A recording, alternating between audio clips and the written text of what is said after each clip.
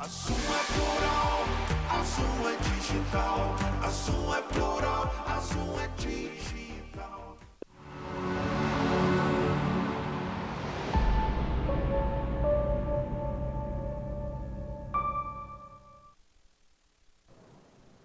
Olá, como vai? Tudo bem?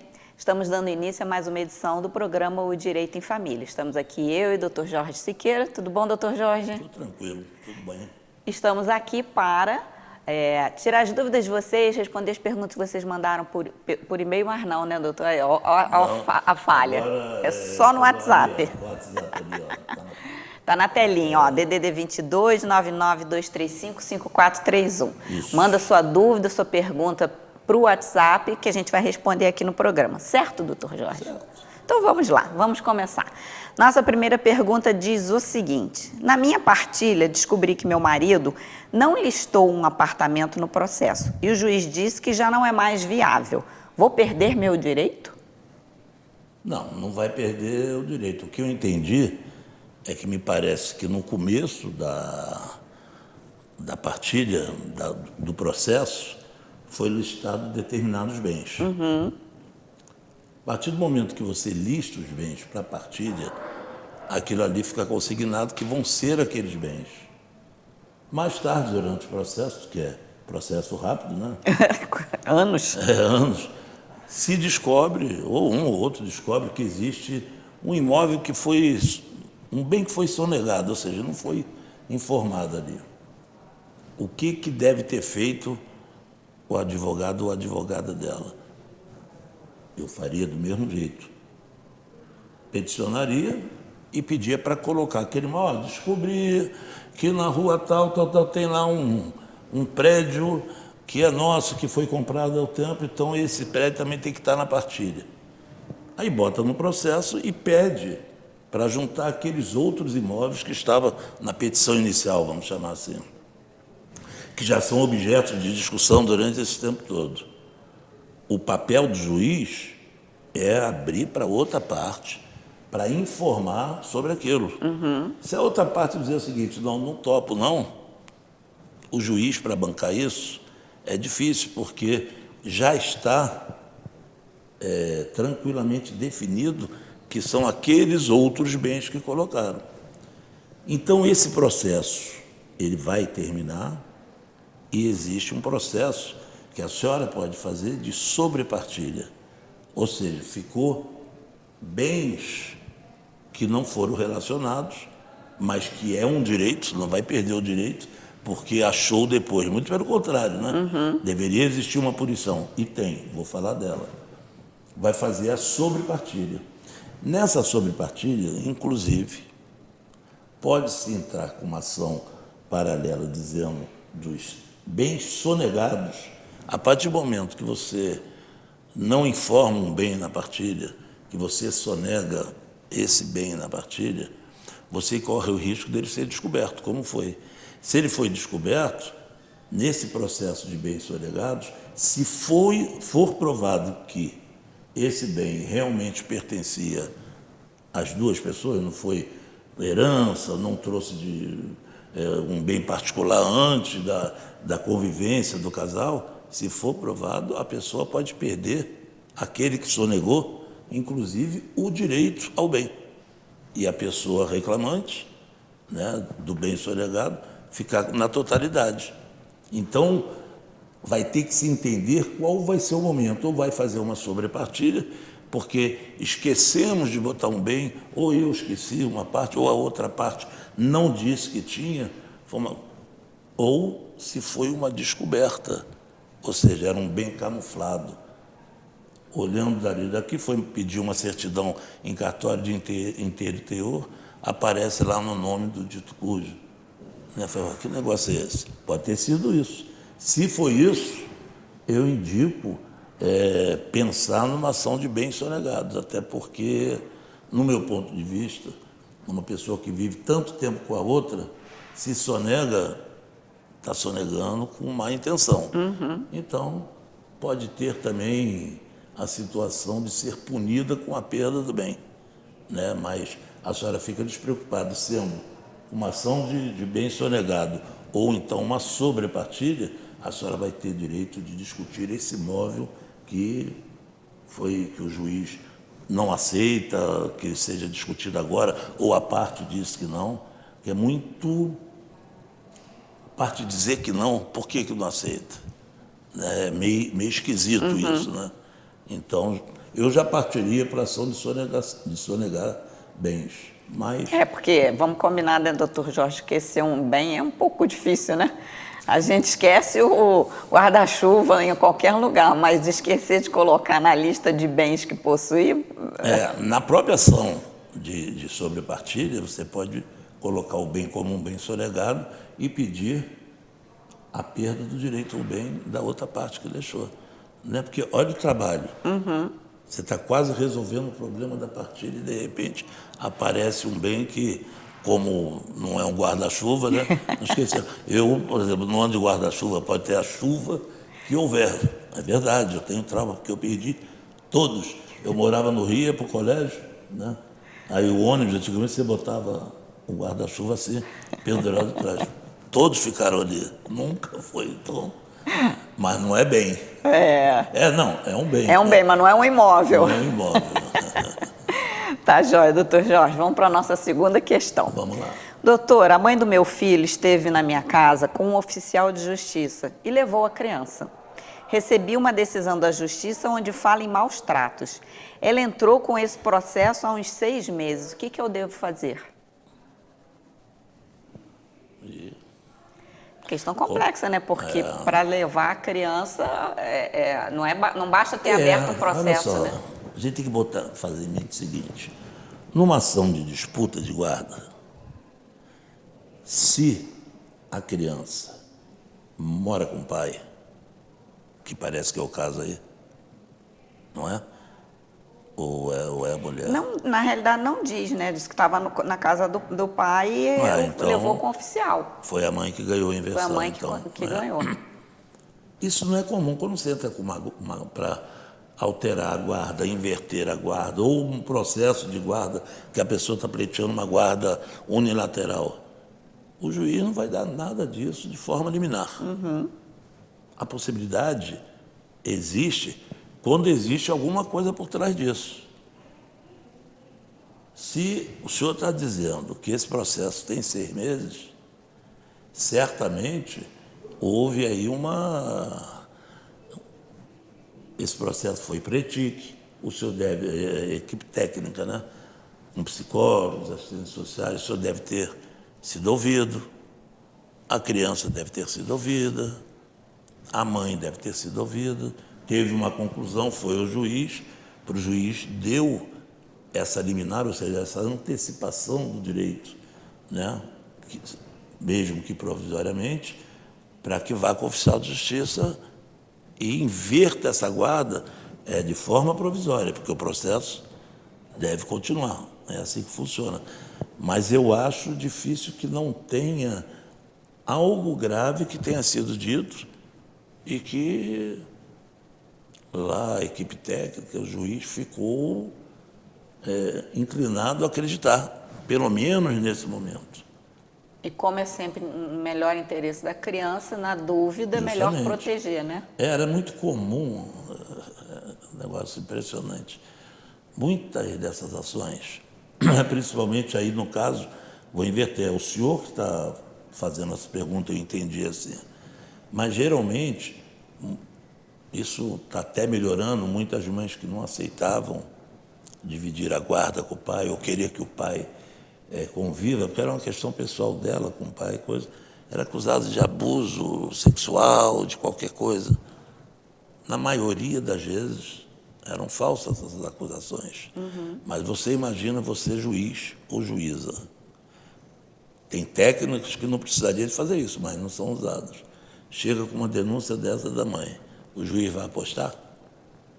Ele dá aquela liminar e abre para o processo correr, abre para outra parte, dar respostas a isso, tentar discutir o mais rápido possível sobre essa questão. Então, o juiz se sente, no meu ponto de vista, pressionado ao risco. Se ele não der, o que pode acontecer se for verdade? O que será o que a mãe da menina falou, o que está contido nos estudos? O senhor já teve acesso aos estudos? Porque se existe um processo de 6 meses, o senhor tem acesso ao processo. Né? O senhor já deu uma olhada nisso? Tem que ver agora. Acabou? Não. Tudo que está sendo dito ali no processo, da maneira que está o processo, vai ter que ser comprovada pelo senhor que aquilo não é verdade, ou que não é toda a verdade. Disseram ali que eu brigo muito, grito muito com meu filho, com uma filha. Isso aí, no meu ponto de vista, não é motivo para inverter uma guarda. Mas qual é a profundidade desse tratamento que se tem? Eu bato no meu filho. Eu dou castigo no meu filho, deixo ele trancado. Eu não sei o que está sendo dito ali. Muitas das vezes, as pessoas, numa situação dessa, querem falar o contrário. Nunca fiz isso, que é o maior erro. Né? Porque a gente deve orientar com que a pessoa fale a verdade dela. Não, realmente, eu sou uma pessoa assim, assim, assado, mas não dessa maneira. Posso estar incorreto minha maneira de criar, nada que eu não possa mudar.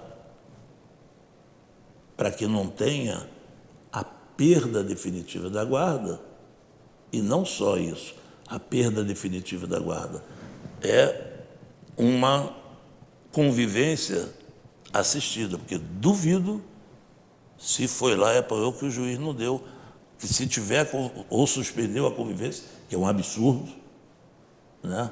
Mas uma convivência assistida.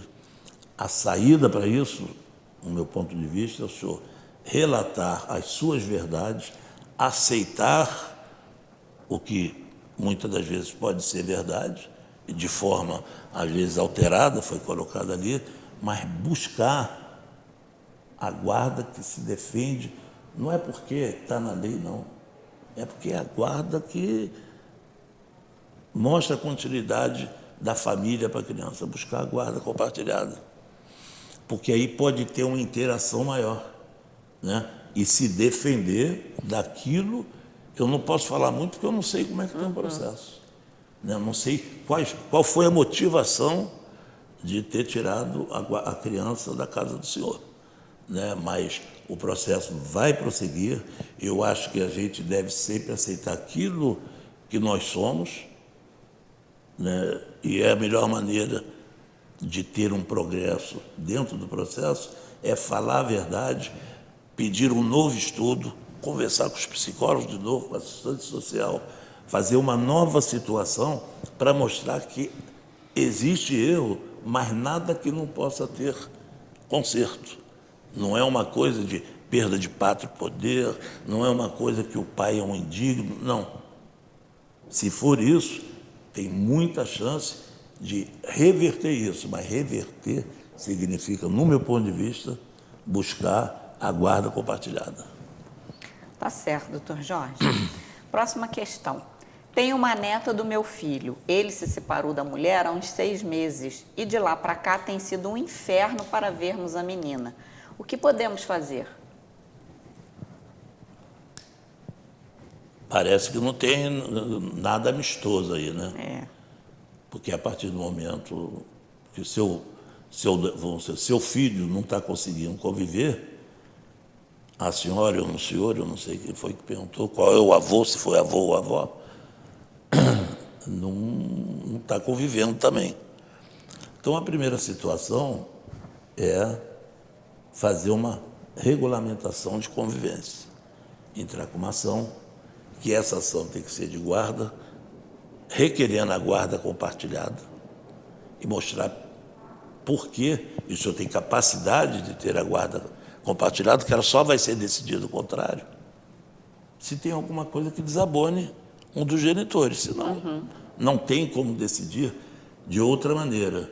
E comprovar que, por problemas extras que não tem a ver com a relação sua com seu filho, existe aí alguma relação mal terminada com a mãe do filho, né, que tenha condições de convivência e também de exercer a guarda compartilhada, que é a guarda onde as coisas vão ser decididas pelos dois. Se fosse uma guarda jurídica, já não era, parece que não tinha nem guarda, parece que é isso, né?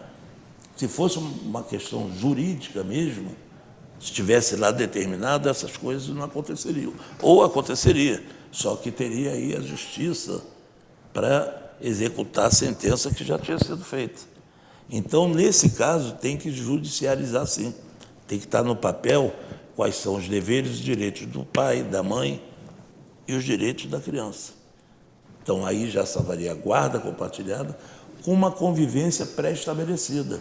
Aqui em Friburgo, existe muita decisão de se fazer uma guarda compartilhada com a convivência alternada, porque soluciona vários problemas. O que é convivência alternada? Você mora, os dois moram em Friburgo, pai e mãe, de segunda em segunda com um, de segunda a segunda com outro. Você elimina aquele negócio de 15 dias estar com um, você acerta os negócios, as questões todas de a responsabilidade e obrigação do pai, principalmente o pai, de estudar, de dar banho, de alimentação na prática, não é pagar alimentação não, ter pessoas dentro de casa para cuidar do filho, 7 dias depois vai ocorrer isso na casa da mãe. Isso, do meu ponto de vista, é o manjar dos deuses. Existe muita guarda assim, hoje aqui em Friburgo. É inclusive uma visão dos juízes aqui e da promotoria. Eu adoro essa visão deles. Então, eu acho que tudo isso, o senhor entrando pedindo a guarda compartilhada e já pedindo e estabelecendo de que maneira ela vai se dar e como vai se dar a convivência, não estou dizendo que vai ser dessa maneira, mas de repente pode chegar a isso, se for bom para a criança, ou outra alternativa que vocês construam da maneira de vocês. É uma convivência, a guarda física vai ser na casa do pai ou vai ser na casa da mãe. Quantos dias por semana vai conviver? Porque a guarda compartilhada só funciona se tiver os mesmos princípios, os mesmos direitos, ou seja, a guarda diz lá, quanto mais conviver com os cônjuges na proporção principal de 50% para cada um, é o melhor. Porque você, ao mesmo tempo, cria compromissos que não tinham, aí eu não posso porque hoje eu vou fazer isso. Não. Então faça isso com o seu filho. Né? Geralmente o homem tem essa desculpa, né? Infelizmente é assim. Quer às vezes reclamar, mas no dia diz, e hoje eu tenho jogo, hoje eu tenho a minha cerveja. Seu filho vai adorar futebol, né? E vai ficar com o papai tomando cerveja. Enquanto a mamãe, quando não estiver com ela, vai ter a vida dela. E vice-versa. Então, é possível o senhor imediatamente entrar com essa ação de guarda compartilhada e pedir para fazer uma regulamentação de convivência. Né? Aí vai ser a maneira mais certa de tratar dessas coisas. Porque senão vai ficar nisso, né? Separou, não quer que veja mais, a criança não vai na casa, a avó fica sem ver, a avô fica sem ver e babau. Né? Então, entra com essa ação imediatamente. Procura um advogado, uma advogada, vai à defensoria e imediatamente você deveria fazer isso. Vou botar uma pimentinha na pergunta, Pode doutor botar. Jorge. Vamos supor que o pai ou não mora em Friburgo, mas os avós sim, ou que o pai trabalhe viajando muito, então não está sempre aqui. Essa visitação pode ser feita com os avós, né? Assim, não seria uma guarda compartilhada, mas os avós teriam direito à visitação? Olha só, eu entendi. O pai ou não fica em Friburgo por força do trabalho, ou então mora fora de Friburgo. Então, não vai dar para fazer essa convivência alternada. Exatamente. Mas vai ter uma convivência, o pai pode vir de 15 em 15 dias a Friburgo. Então, ele vai ter de 15 em 15 dias o direito de ficar com a criança. Ponto. A convivência dos avós, você pode fazer nesse mesmo processo, caso seja de acordo, fazendo um acordo, que a convivência se estica aos avós, que é um direito da criança. Mas o que você perguntou, dizendo o seguinte, se ele está fora, é dia de convivência dele, vai para a casa dos pais? Não. Pode ser uma liberalidade da mãe, ela topa isso. Não, beleza, pode ir para casa dos pais. Mas não se confundem as convivências, né? Você estabelece regra para pai e estabelece regra para avós. A convivência é o seguinte, a convivência ela é democrática, igualitária para pai e mãe, extensivo a parentes da mãe, amigos da mãe, extensivo a parentes do pai, extensivo a amigos do pai. O dia que a criança estiver com a mãe, vai conviver todo mundo, tio, avô, avó, etc, etc. O dia que estiver com o pai é a mesma coisa. Só vai ter uma ação que se chama ação avoenga, para que defina uma convivência com os avós, se forem proibidos os avós de conviver. Muitas das vezes tem muita ação aí que se faz e que se estabelece entre pai e mãe, os dois genitores, fica determinado, e que a confusão, que a questão continua confusa em relação aos avós. É muito a mãe, às vezes, fala, não, com a avó, que às vezes não se dava bem, esse negócio de sogra, coisa, com a avó eu não quero, se estiver lá, eu não concordo com isso. E o pai, muitas das vezes o filho que quer ver o filho, aceita essa condição. Então, muitas das vezes, a avó vai ter que entrar com essa ação exigindo os direitos dela, que é direito do neto estar com a avó, da avó estar com o neto. Se nada tiver que desabone a avó, a justiça vai dar o direito ao neto. Vão ser visitas diferentes. Pode ser num comum acordo, tudo junto, mas se não for assim, vão ser visitas diferentes. Ótimo, doutor Jorge. Então agora a gente vai encerrar esse primeiro bloco e volta daqui a pouquinho, continuando a responder as perguntas que vocês mandaram para a gente. Até já.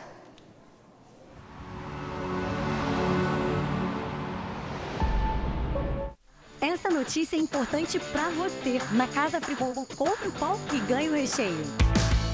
Na compra de 10 pãezinhos, você ganha refrigerante, leite, óleo, mussarela, presunto ou mortadela e muito mais. Na Casa Friburgo é de graça.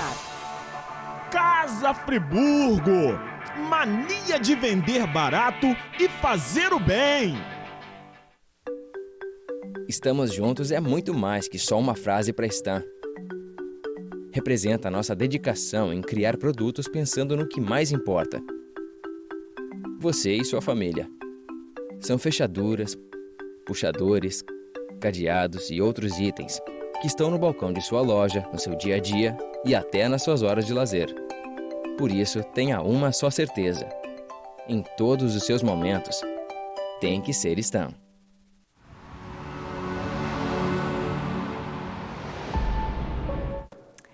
Olá, voltamos com o segundo bloco do programa Direito em Família e vamos dar continuidade às perguntas que vocês mandaram para a gente, para o Dr. Jorge poder responder. Você já sabe, anotou aí? Se não anotou, anota. O nosso WhatsApp é DDD 22 99235 5431. Dr. Jorge, no meu relacionamento com meu parceiro, compramos um apartamento com nossas economias e o imóvel ficou no nome dele. Em conversas, amigos têm me dito que vai ser difícil a comprovação de que o apartamento também é meu, principalmente por ser o nosso relacionamento homoafetivo. O que devo fazer? Quanto ao relacionamento homoafetivo, Faz diferença nenhuma, né? faz diferença nenhuma, né? Não vai ter nenhum problema. Né? O problema vai ser aquilo que a gente sempre fala aqui. Quando as pessoas colocarem na cabeça que a união estável é para se formar uma família igual ao casamento, se o casamento tem um papelzinho, faz um papelzinho também da união estável, porque aí a briga diminui. A situação de comprovação, ela diminui. Por que diminui? Porque o senhor agora vai ter que provar que com o seu companheiro teve essa união estável. Porque se já houve essa situação de dizer que não tem direito, é porque ele não quer que tenha direito. Se ele não quer que tenha direito, a partir do momento que o senhor vai ter que entrar com uma ação para reconhecer a união estável, e ele sabendo que no reconhecimento esse imóvel vai estar contido dentro do período que vocês estavam juntos, pode se estabelecer aí um processo litigioso de muito tempo, que a ação de união estável é um negócio muito difícil. Né? Para o senhor provar, imagina o senhor fazer o seguinte: nós vivemos 15 anos, ele chega e fala, não, nós vivemos 8. Por quê? Porque no 9º ano, no 6º ano, o senhor está dizendo que tinha, ele foi e comprou. Vocês compraram o imóvel, ele vai dizer que era só dele, está no nome dele. Se tem tudo no nome, tudo feito, uma declaração pública de união estável, já é contido, já vivem juntos, já está ali. Porque lá está dizendo, união estável que começou tal dia, e agora ela vai terminar, a união estável. Como no casamento, o casamento está lá, casamos em do ano tal, etc. Está dizendo ali que tudo que se fez, se for o regime da comunhão parcial de bens, pertence aos dois. Não estou dizendo com isso que o senhor vai perder o seu direito. Não. Os seus amigos estão dizendo que vai ser difícil se ele quiser briga, o seu ex-companheiro, quiser briga mesmo, isso vai se estabelecer questão de datas, questão de afirmação que virou moda, aquilo não era uma união estável, era um namoro, por isso que hoje já teve aqui o contrato de namoro para fazer essa diferenciação. Então vai se estabelecer uma briga que vai demandar de provas de um lado, provas de outro, vocês tinham uma conta conjunta, se vocês recebiam, vocês tinham uma residência, contrato de aluguel, tudo isso para comprovar. E provas testemunhais também. Mas o senhor há de convir que se é uma coisa que o senhor resolveria facilmente, tendo essa certidão pública, o senhor agora vai ter que provar que existiu. A partir do momento que o senhor prova que existiu e o imóvel está nesse período da prova, vai se dissolver e vai se fazer a partilha. Aí vai ser metade para cada um, independente do nome de quem esteja, do que cada um deu, isso não se leva em relação. Mas agora tem uma coisa que o senhor tem que pensar. Entrando com essa ação, o senhor tem que pensar quando ela foi dissolvida com aquela pirâmide. Comprova, depois dissolve. Quando for dissolver, o senhor vai ter que pegar tudo aquilo que esse imóvel rendeu durante esse tempo. Levou 3 anos, levou 4 anos. O imóvel, sei lá, imóvel de salas, tem salas alugadas, tem apartamentos alugados. Tudo isso, o que diz? Que teve um rendimento que deveria, porque vamos supor que foi comprovado lá, deveria pertencer 50% a cada um até que vendesse. Ou poderia ter um acordo de ficar a vida inteira assim e cada um ter 50% do rendimento daquele imóvel. Então, tudo isso, quando for dissolver, ou seja, provar a união estável, o tempo que o imóvel está contido dentro do tempo que conviveram e depois fazer a dissolução, que é a partilha. E nessa partilha, aí vocês vão decidir o que fazer, se vai vender, se não vai vender, como é que vai ficar, se vai alugar. O acordo sempre é legal nisso. Porque mesmo o seu ex-companheiro dizendo que o imóvel não lhe pertence, ele sabendo, de alguma forma, para negar isso, ele sabendo que é do senhor também, às vezes um bom acordo para ele vai ser melhor do que ele gastar muito dinheiro de processo. Então, quem sabe, uma boa conversa, juntar os amigos que estão falando isso, que certamente são amigos ou conhecidos deles, os outros amigos, tentar bater um papo para tentar fazer o negócio conjunto. Se for o negócio conjunto e para ficar oficializado, aí se faz uma declaração de união estável da data, ainda faz real, que era, dissolve e coloca os direitos da dissolução, ou seja, da partilha.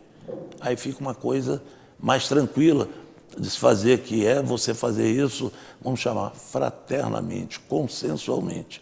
Porque a briga numa questão de união estável tem uma tendência a durar anos e anos e anos, e o resultado nunca vai ser bom. Porque quando a gente está junto, soma, quando a gente está separado, divide, né?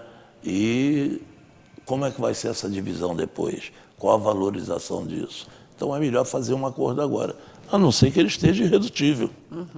Vou bancar, vou para a justiça, vou comprovar que é só meu. Aí o senhor vai ter que fazer, no meu ponto de vista, isso, olha só, isso é uma orientação, isso é o que eu acho. Pode ter colegas que pensem diferente. A gente tem que deixar isso bem. Isso aqui é um programa onde eu, como um advogado especialista nessa área, coloco minha opinião. Podem ter visões diferentes. Eu iria por esse caminho.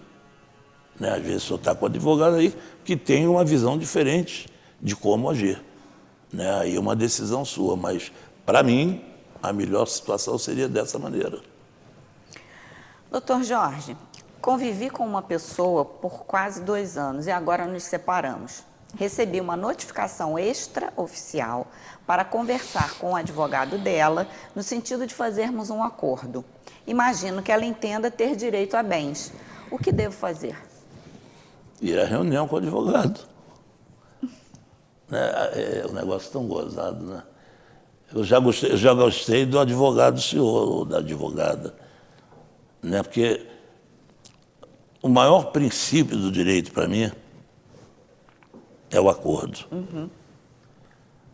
Porque não tenham dúvida, não. Todas as brigas no direito, seja que área for, principalmente na área de família, ela desgasta as partes, os advogados, as partes com os advogados com os advogados. É um negócio louco, louco. Quando você tem um profissional e que fala o seguinte, chama lá então seu marido, ou chama sua mulher, vamos bater um papo.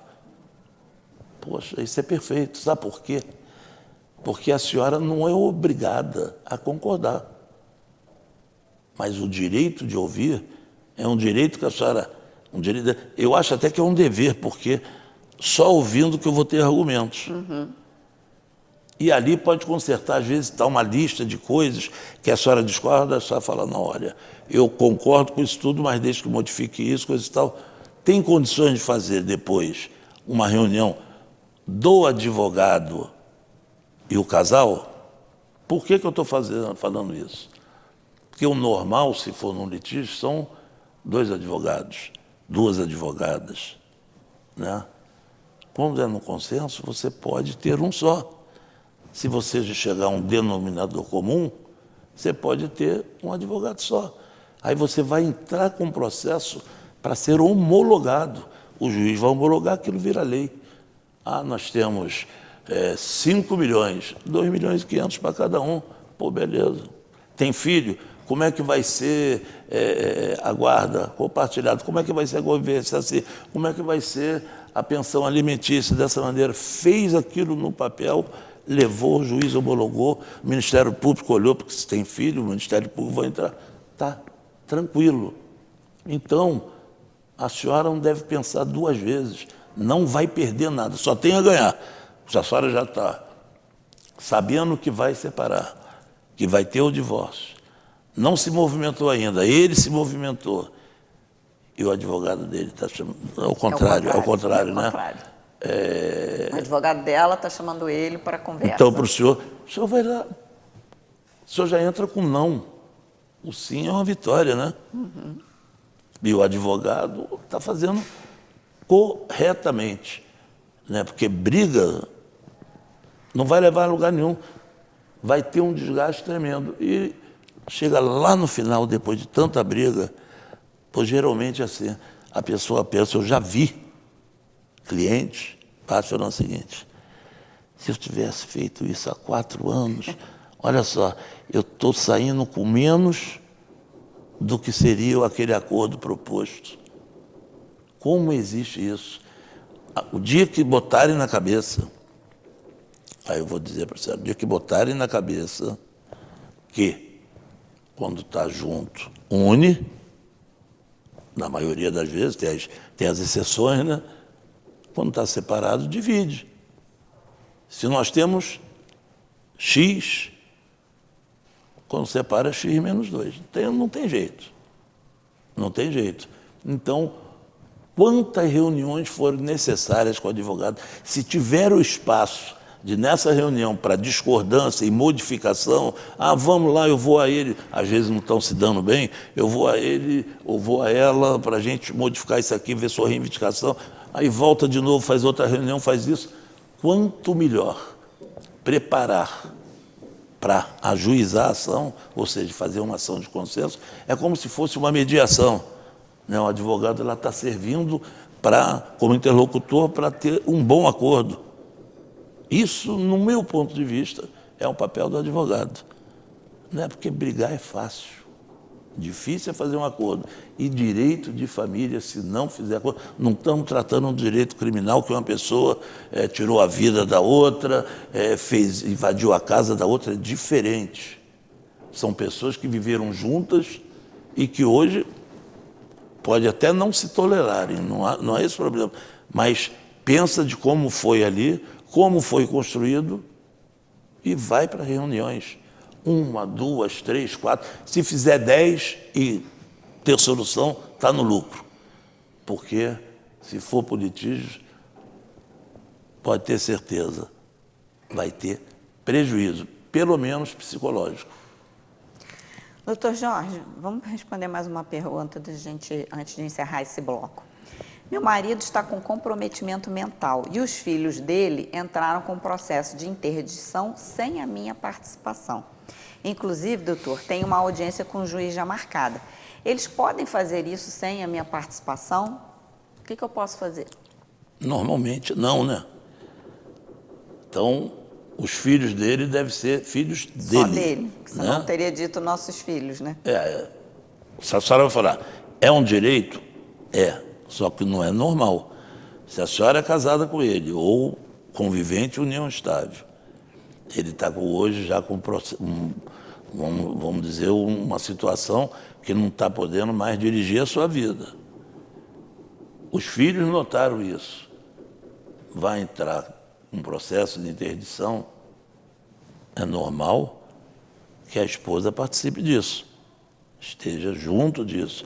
Até porque, na ordem de possíveis curadores, caso saia a interdição, na ordem a esposa está na frente.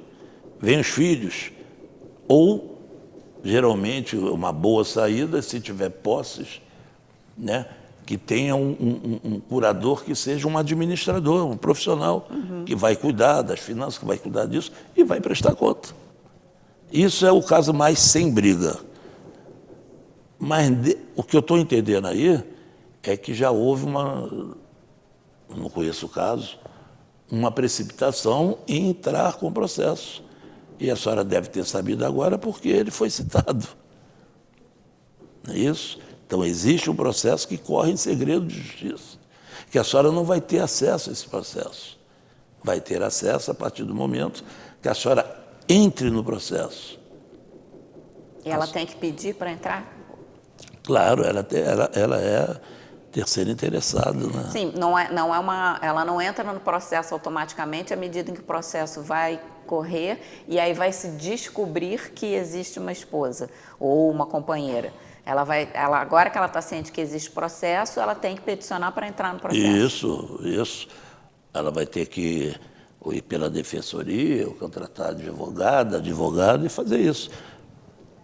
O problema é o seguinte: a chance de descobrir que ele ainda tem a esposa é grande.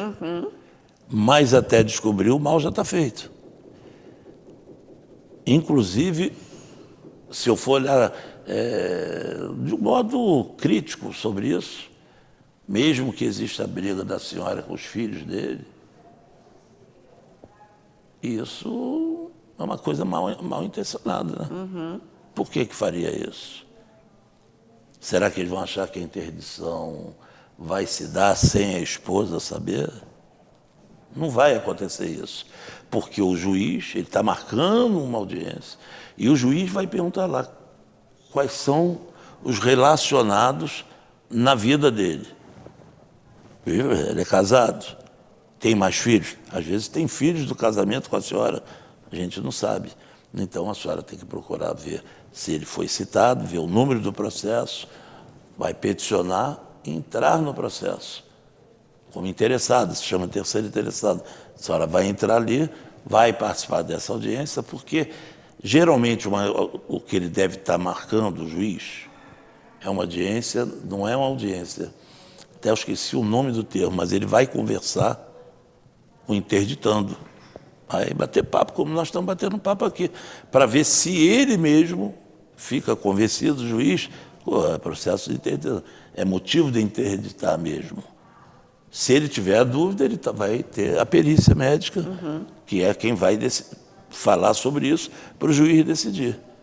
Nesse bate-papo, se a pessoa não tem condições de locomover, o juiz vai à casa, vai lá conversar com a pessoa. Então, eu acho que 6 meses, está nesse processo ainda. Então, entrou, a senhora deve participar. Né? Depois disso, vamos supor que o juiz decida uma interdição provisória ou então uma interdição definitiva, aí que vai se discutir, vai se decidir quem é o curador, ou seja, aquela pessoa que vai substituir o interditado na sua vida, vai pagar as contas, vai receber, vai fazer isso, vai fazer aquilo, vai descobrir ali. E essa pessoa que for o curador, ela vai prestar conta de 6 meses à justiça, de ano em ano, como for determinado. Tá? Então, não tem como, no meu ponto de vista, por mais maldade que exista, fazer um processo sem que a senhora não seja notificada. Pode ser que a senhora, de repente, abra a porta, tem um oficial de justiça lhe notificando de um processo que a senhora tem que participar dele. Então, fique tranquila que nada vai acontecer sem a sua participação. A solução ou a resolução do caso, aí eu não sei. Vai ser lá o futuro, se ele vai ser interditado mesmo, quem vai ser o curador, de que maneira vai ser. Doutor Jorge, a gente vai encerrar agora o segundo bloco, voltamos daqui a pouquinho para começar e terminar o programa, né? O último bloco. Até já.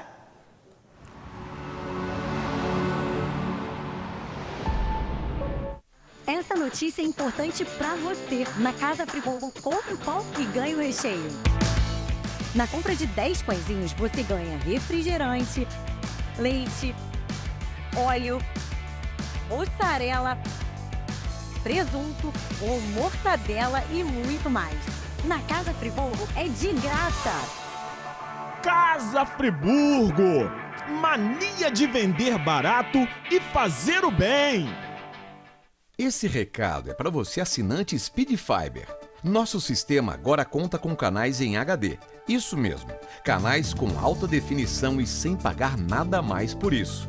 Para ter acesso aos canais, é só reprogramar a sua TV com a busca de canais AR ou digital.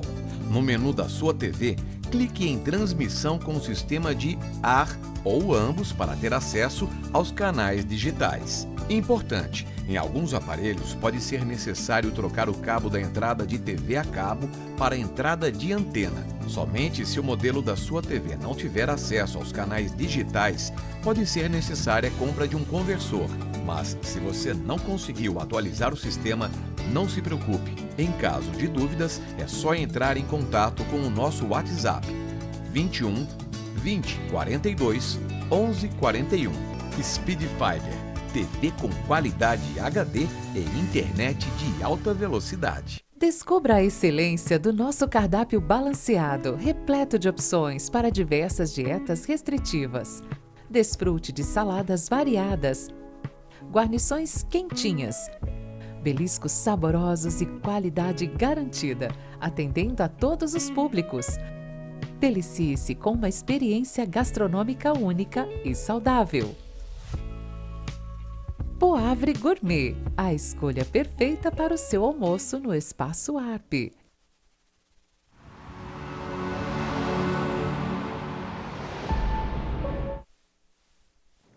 Voltamos com o terceiro e último bloco do programa Direito em Família, respondendo as perguntas que vocês mandaram para o WhatsApp, 2299-235-5431. Doutor Jorge, quando me casei, meu marido tinha uma casa em Búzios, meio que abandonada. Fizemos uma reforma que durou mais ou menos 3 anos. Dá para construir 3 casas, né? E agora estamos nos separando e ele diz que não tem direito porque já tinha casa. É verdade? Direito à casa não, ele tem direito a ser indenizado pela reforma. Isso não, olha, eu falo que eu já falei isso aqui umas 80 vezes, porque Ou esse mais. programa é desde 2007, né? Então, veja bem, ele tinha lá a casa. A casa é dele. Então ele casou. A pessoa não tem direito à casa. Direito, claro que tem direito. Não tem direito se separar. Por caso de inventário, teria, mas se separando, como é o caso, não tem direito. A casa. Mas ele mobiliou a casa. Botou uma caixa d'água na casa. Botou uns paninhos na cozinha, bonitinhos. Isso significa que fez quando estava com a senhora. Então, tudo isso que foi feito, aqueles paninhos que estão lá na cozinha, bonitinho, é 50% seu, 50% dele. Então, como a senhora não pode deslocar essas coisas, foi feita uma reforma, pintou, ela não pode tirar, a senhora tem direito à indenização dos gastos em relação à casa que é dele. Isso é claro. É uma questão difícil? É uma questão difícil. Por que que é uma questão difícil? Porque ninguém casa, ninguém está junto outro para... Poxa, vamos fazer com 2 sacos de cimento, 3 tijolos, ninguém faz isso. Né? Se fosse pensar, se assistisse o programa do Direito de Família, mesmo que o advogado não orientasse assim, mas ele fala o seguinte: "Ih, rapaz, deixa eu me prevenir, porque do futuro a gente não sabe, né?"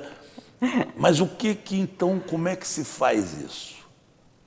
Primeira coisa, a senhora provar que quando casou com ele, ele tinha casa e ela estava sem nada, aí tem que ter provas disso, e hoje virou uma casa muito boa, e que houve um gasto daquilo ali.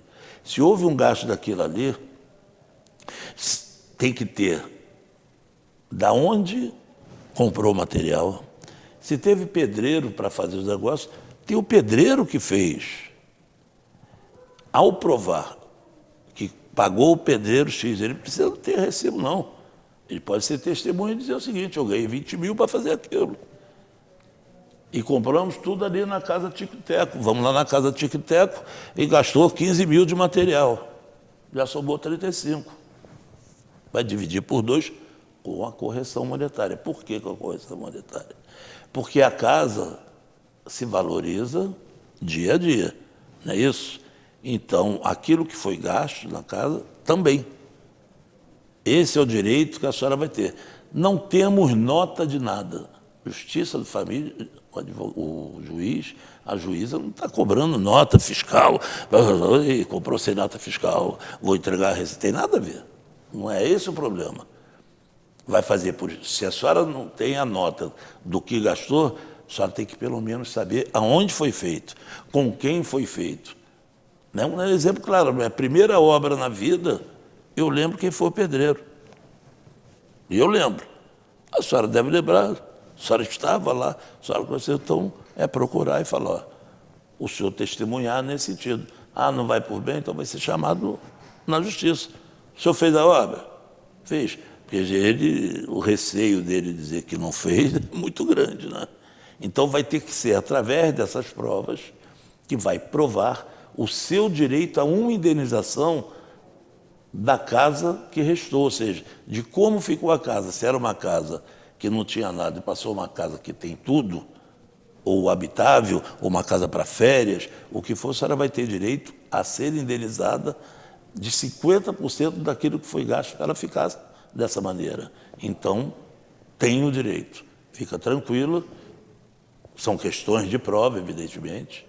Provas testemunhais, provas de onde comprou o material, da execução de vizinhos que viram, às vezes num condomínio fica mais fácil ainda, porque tem que ter autorização para a obra. Então, todas essas coisas têm que ser pesquisadas. A senhora, na justiça, não adianta, não é a sua palavra, não é a palavra dele, são as provas. e quando não é, deveria ser assim, né? Então, fica tranquila que a casa também lhe pertence, pelo menos a indenização dela, das obras feitas. Doutor Jorge, uma perguntinha fácil. É verdade que a guarda de filhos é preferencialmente da mulher e para ser compartilhada tem que ter a concordância dela? Não. Essa é a resposta simples. Não, é porque geralmente muita gente pensa assim, né? Se eu for perguntar, vou nem avó, não, o meu avô, ele ia dizer, não, a guarda tem que ser da mulher. Antigamente era assim, né? Não tinha jeito, não.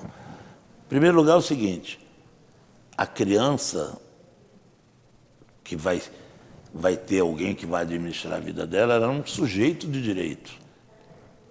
Não é o direito do pai, não é o direito da mãe, é o direito da criança. Então, a criança em menoridade, tendo família, ela tem o direito de ser sustentada, tratada com dignidade por pai e mãe. Se ela tem esse direito, ela tem direito de conviver com os dois. Isso já é a primeira questão. Quando um casal está junto e tem lá os seus filhos, tudo ali é compartilhado. Se estão ali, eu não quero saber se um vai e toma medidas drásticas sozinha. E toma. A mãe foi e a filha chegou com um cabelo completamente diferente, levou sem avisar o pai. Ah, isso é drástico? Não. Eu acho que é uma coisa banal, como o pai levou para o ambiente o menino que a mãe não queria que fosse. Estão casados. Aí eles discutem a certos ponteiros. Olha, nem você faz tanto isso, nem eu faço tanto aquilo. Não é assim. Isso é a guarda compartilhada. Então, o direito da mãe é conviver com os filhos, cuidar e administrar a vida, que é igualmente o mesmo direito do pai. Então, não existe mais essa preferência pela guarda ter como é que se faz? A mãe tem um privilégio em relação ao pai. Não existe isso. Muito pelo contrário. Hoje, quando chega, geralmente, numa audiência, já o Ministério Público, o juiz já vai falando o seguinte, então como é que fica o dia a dia da criança? Não fala dos pais, não. Como é que fica? Como é que a gente vai fazer isso? Aí que vê, não, mas eu não quero isso. Aí que começam essas questões. Porque a visão da justiça é tratar da criança, que o direito é dela, de mais ninguém, é dela, da criança. Então, se o senhor quer a guarda do seu filho ou da sua filha, tem que ter uma opção, no meu ponto de vista, pela guarda compartilhada. Se não tem nada que desabone, se o senhor pode desempenhar e deve, é um dever, não é se der eu faço, não. A guarda compartilhada de suas obrigações, juiz nem juíza nenhuma vai tirar esse direito da guarda ser compartilhada, mesmo a mãe não querendo. Ela não quer, tudo bem, a não ser que a mãe fale o seguinte, olha, mas ele é isso e aquilo, não pode ter, porque geralmente é o seguinte, né, estavam até ontem, viveram 10 anos juntos, a criança tem 8 anos de idade, o pai podia, o pai, quando separa, ou vice-versa, né, essa mulher não vale nada, doutor, falando, mas pô, estava junto até ontem, cuidava do meu filho, não tinha problema nenhum, agora eu estou separando, tem problema? Se não tiver nenhum problema que desabone, nenhum nem outro que tire a possibilidade deles administrarem, regerem a vida do filho até a maioridade, a guarda vai ser compartilhada, mesmo se a mulher não querer. Vamos na sequência, doutor Jorge, mais uma na mesma linha de guarda compartilhada, que também é fácil. O juiz decidiu que eu e o pai das minhas filhas temos a guarda compartilhada delas. Tudo certo. Conversei com a minha advogada e falei que quero recorrer. E ela está tentando me convencer de que a decisão foi acertada. Eu já sei que o senhor vai fazer um elogio à advogada dela. Doutor, não quero uma situação onde tenho que consultar o pai das meninas. O que devo fazer? O senhor acha que devo recorrer? Falei que era fácil? Poxa, olha só, A pior coisa que tem é colocar aqui a opinião de um colega, de uma colega, e que você divirja. Porque isso aqui, veja bem, eu não conheço o processo, não sei nem o número do processo, não sei em que vara está. É uma opinião que a pessoa está me pedindo, mas quando já tem um processo é muito doloroso, porque às vezes você tem uma opinião diferente do colega. Mas hoje é o dia, hein? Só concordância. Eu acho que a sua advogada está completamente certa. Completamente certa. Há advogados que pensem diferente? Muitos. E muitos advogados que pensam dessa maneira. Certamente a sua advogada tem um quesinho pelo direito de família. Porque é assim, né? O advogado pode fazer tudo. Qualquer linha do direito. Criminal, imobiliário, empresarial, pode fazer tudo isso. Mas eu acho que é legal ter uma especialização. No meu caso, por exemplo, se apareceu um cliente e disse o seguinte: invadiram minha casa, o que eu faço, doutor? Eu falei: tranca bem as portas, que eu vou te dar um advogado para você procurar, porque eu não vou ter a competência necessária para cuidar de um caso desse.